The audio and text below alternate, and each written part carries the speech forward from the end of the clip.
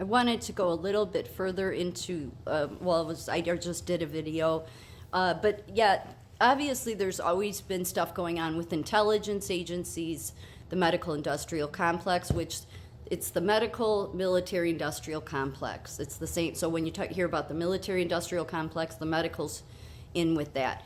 And that's how you get, your CIA, which declassified what they didn't burn, that is, of their MK Ultra experiments. Yeah, you can look up the hearings on those. But yeah, this was intelligence activities and the rights of Americans, because many times it was being done to Americans without consent.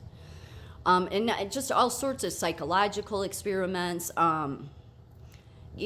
just stuff that it's like,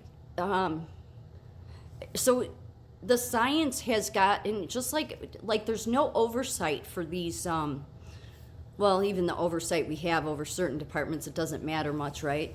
But think about all of the there's really no oversight over the universities. They do whatever the hell they want. So just so people realize, according to the 2008 report by U.S. Congressional Research Service, developments in biotechnology, including genetic engineering, may produce a wide variety of live agents and toxins that are difficult to detect and counter, and new chemical warfare agents and mixtures of chemical weapons and biowarfare agents are being developed. Countries are using the natural overlap between weapons and civilian applications of chemical and biological materials to conceal chemical weapon and bioweapon production.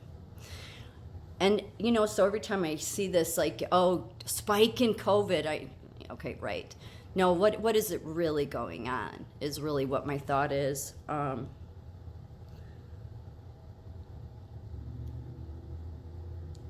In 2004, the University of Minnesota research participant, I said that one about the Dan Mackinson, he enrolled in industry pharmaceutical, but he didn't really do it willingly, because he was told that if he didn't, they would put him in the state institution or in the psych unit. That's not a consent then. Just if people are unaware.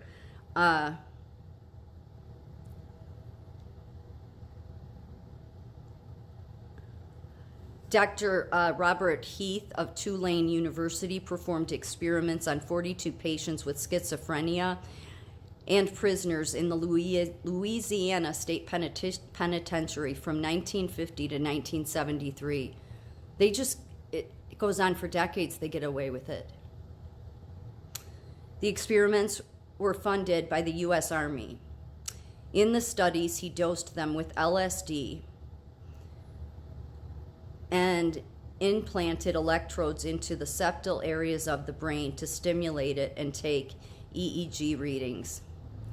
Various experiments were performed on people with schizophrenia who were stable. Other experiments were performed on people with the first episode of psychosis. They were given Ritalin to see the effect on their mind. I could kind of see the Ritalin though, to help refocus. But given everything else they were doing, that's just the amount of horrible things that were done.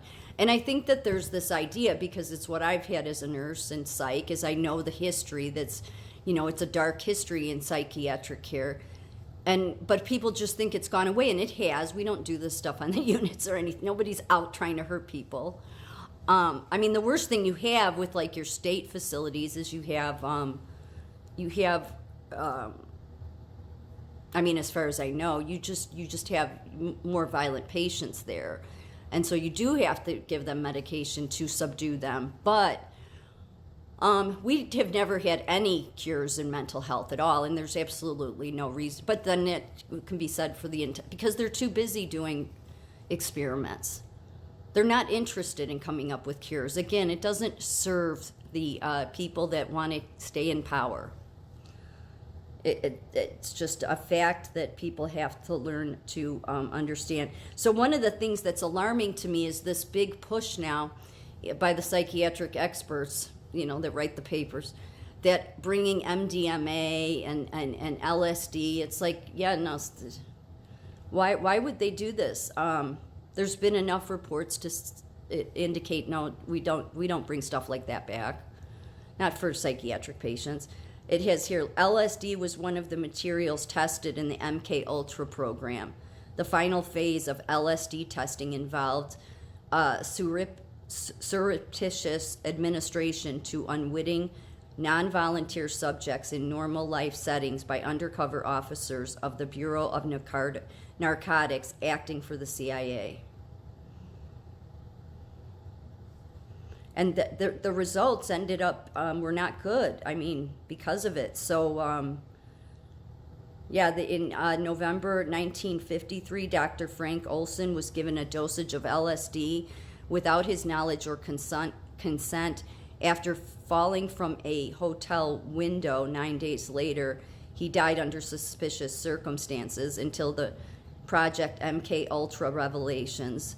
The cause of Olson's death was covered up for 22 years. Anybody can read up on MK Ultra, the amount of, midnight climax, just everything they did. So yeah, there needs to be some reining in of fund. I mean, we need just everything needs to just stop, because the people that have been passing down the next, this is what we do in science. The biggest thing they don't seem to be passing down, again, not talking about every doctor or every scientist, but what seems to be they're not passing down is empathy, and really you can't teach that. But it certainly will help to eliminate empathy from a society when you have scientists that are willing to unwittingly do things on subjects because they're so obsessed with their research. That means they're psychologically not stable, people that did all this. But they go on to hardly get any slap on the hand if they do get caught. Most of the time they don't get caught, or they're praised by the scientific community. Yeah, big disconnect. So we should not be bringing MDMA and all that stuff back and thinking that, this has... why can't they just come up with something new? That, like, the poor schizophrenia patients, my heart goes out to them the most, because it always hits at the prime of their life. 99% of the time. And yet, when they're at the university, so what's going on there? But it doesn't have to be. I'm just saying it hits at the prime of their life, and then it's like a prescription in and out of the hospital, because they'll continue to have all of the symptoms. And all the medicine does that we give patients, we give antipsychotics for that, is all it does is it turns the volume down. So if they're hearing voices or seeing, it just turns the voices down so it's not distracting them. So they just hear like a muffled crowd, say if they're hearing many voices, but that's all the medicine does. Yet with all of the money that's been given to science, they should have long ago been able to come up with an answer and cure for schizophrenia, but they don't have an answer or cure for anything.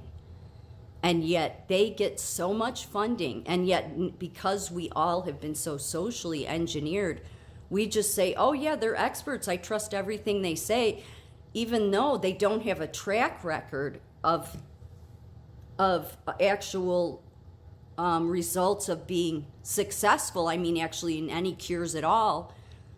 So that should tell me I have been manipulated, I have been socially engineered, because the news and everybody else has told me so much that these are the experts. Yet we would consider an expert somebody who solves problems. The science has come out with some pills for a bunch of things that treat symptoms, but they have never come up with a cure. But we've been so socially engineered to believe they're the experts. Yeah. I don't believe in evolving, not in the way that science believes, because they don't believe in God. But I do believe you need to evolve maturity-wise and see how much you've been getting played.